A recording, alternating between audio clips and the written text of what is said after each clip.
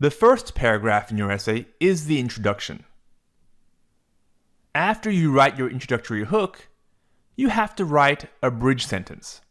The purpose of that bridge sentence is to connect your hook with your thesis.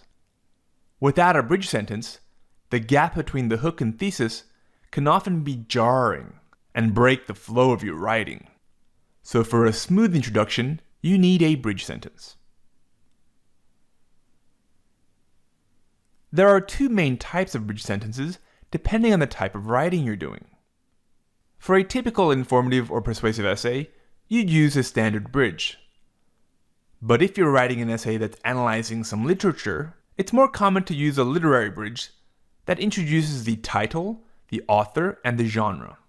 You can remember that as the tag sentence. So let's take a look at some examples of bridge sentences. First, we have the standard bridge sentence. Remember, we have to connect your hook with your thesis. So let's make up an essay about vaccination programs. Let's start with the hook.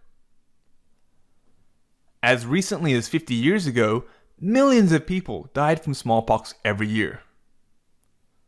That's fairly surprising information, so you can see this is a hook that's using surprising information. Let me illustrate or show you why we need a bridge sentence. Because if I were to skip right to the thesis, you'd see a big gap between these two sentences. Worldwide vaccination programs must be organized to eliminate malaria, measles, and hepatitis B. Of course, any reader can see that there is a connection between these two sentences, but there's a bit of a gap when we're talking about the deaths caused by smallpox to vaccination programs. So let's connect this with a bridge. However, a global vaccination program eradicated this deadly disease in 1980. Let me read the entire introduction again so you can see how the bridge functions to connect the hook to the thesis. As recently as 50 years ago, millions of people died from smallpox every year. However, a global vaccination program eradicated this deadly disease in 1980. Worldwide vaccination programs must be organized to eliminate malaria, measles, and hepatitis B. The bridge connects to the hook by talking about how smallpox was eliminated in 1980, and it connects to the thesis by explaining that it was a global vaccination program that eradicated the disease. Of course, this sets us up to talk about worldwide vaccination programs.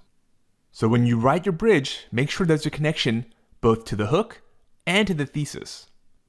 Now let's look at tag sentences, or bridge sentences that introduce literary works. These are a little bit more complicated because we have to do two things in this bridge. Not only do we have to connect the hook with a thesis, but we have to introduce the literary work. I'm going to write the introduction for an essay on the novel 1984. If you were to take a walk through the streets of London, your every move would be tracked by hundreds of cameras. You could classify this hook as a combination of surprising information and an interesting story. Readers should be surprised to know that every move they make is being watched. But also, it's a bit of a hypothetical scenario, which you can easily imagine occurring. Now let's skip to the thesis. Orwell uses Smith's experience to explore the themes of freedom, power, and mob psychology. Of course, this makes no sense to you because who's Orwell? Who's Smith? Why am I talking about these guys? So I have to write some bridge sentences to transition from the hook to the thesis. First of all, I need the tag. I need to introduce the title, the author, and the genre. The dystopian novel, 1984, by George Orwell, is set in an alternate reality where the government watches its citizens not only in the streets, but also in their homes. You can see here that of course I've introduced the title, 1984, the author, George Orwell, and the genre, a dystopian novel.